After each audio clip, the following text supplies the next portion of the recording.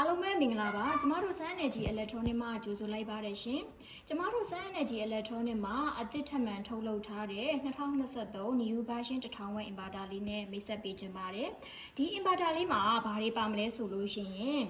ဘက်ထရီအားစားသက်သာပြီးအရေးပေါ်မီးဖြစ်အသုံးပြုနိုင်တဲ့ LED မီးလုံး6လုံးပါမယ်ပြီးတော့ဖုန်းအားသွင်းနိုင်တဲ့ USB အပေါက်တစ်ခုပါရှိမယ်ပြီးတော့ဒီမှာမြင်တွေ့ရတဲ့အတိုင်းပဲ inverter အသုံးပြုချိန်နဲ့ battery charging အသုံးပြုချိန်မှာ manual ရော auto ရောအသုံးပြုနိုင်ဖို့အတွက်ခလုံးတစ်ခုကိုပါထည့်သွင်းပေးထားတာဖြစ်ပါတယ်ဒီ1000 watt ရဲ့အားသာချက်ကတော့ battery အားပြည့်တဲ့အခါအားသွင်းတာကို auto ဖြတ်ချပေးမယ် auto charging ကတော့စနစ်တစ်ခုလည်းပါရှိမှာဖြစ်ပါတယ်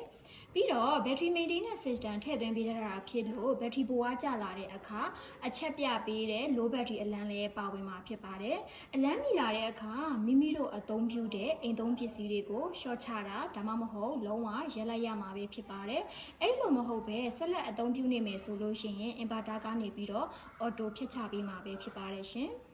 ဒီအပြင်မိမိတို့အသုံးပြုနေတဲ့အိမ်သုံးပစ္စည်းတွေကိုတတ်မှတ်ထားတဲ့ဝက်ပမာဏထက်ကျော်လွန်ပြီးအသုံးပြုခဲ့မယ်ဆိုလို့ရှိရင် inverter ရောမိမိတို့ရဲ့အိမ်သုံးပစ္စည်းတွေရောထိခိုက်နိုင်ပါတယ်အဲ့လိုမထိခိုက်အောင် auto ဖြတ်ချပေးမယ် overload capacitance တခုလည်းထည့်သွင်းပေးထားပါသေးတယ်ရှင်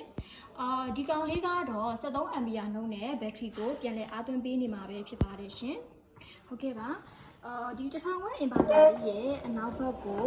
ကြည့်လိုက်မယ်ဆိုလို့ရှိရင်လေDC 12ကိုအိမ်သုံးပစ္စည်းတွေကိုဓာတ်ရိုက်အသုံးပြုနိုင်တဲ့ DC ချက်ပင်တစ်ခုပါရှိမှာဖြစ်ပြီးတော့ဒီကောင်ကတော့ solar နဲ့တွဲပြီးတော့အသုံးပြုခြင်းတဲ့သူတွေအတွက်ဆိုလို့ရှိရင် solar controller ကိုထည့်သွင်းအသုံးပြုနိုင်ဖို့အတွက်ပြင်ဆင်ပေးထားပါတယ်ရှင်ဒီ1000 watt inverter ကို Wi-Fi ဆက်အသုံးပြုတာဖုန်းအားသွင်းတာLED မီးသီးမီးချောင်းထွန်းတာ laptop desktop အားသွင်းတာနဲ့ပန်ကာ TV အစရှိတဲ့ပစ္စည်းတွေမှာလည်းအသုံးပြုနိုင်ပါတယ်ရှင်ဘက်ထရီ size အားဖြင့်တော့တွဲဖို့80Ah ကနေပြီးတော့တွဲဖို့150Ah အတွင်းမှာရှိတဲ့ဘက်ထရီတွေကိုရွေးချယ်အသုံးပြုနိုင်ပါတယ်ရှင်။အာမခံအနေနဲ့ကတော့18လဖြစ်ပြီးပထမ12လမှာလက်ခရောပစ္စည်းရောအခမဲ့ဖြစ်ပြီးဒုတိယ6လမှာလက်ခအခမဲ့ဖြစ်ပါတယ်ရှင်။ဟုတ်ကဲ့ပါဒီဗီဒီယိုလေးကတော့1000 watt inverter ရဲ့ function တွေကိုရှင်းပြပေးသွားတာဖြစ်ပြီးတော့နောက်ဗီဒီယိုတွေမှာတော့စမ်းသပ်အသုံးပြုပြပေးမှာဖြစ်လို့စောင့်မျှော်ကြည့်ရှုကြပါဦးเนาะဟုတ်ကဲ့အားလုံးကိုကျေးဇူးတင်ပါတယ်ရှင်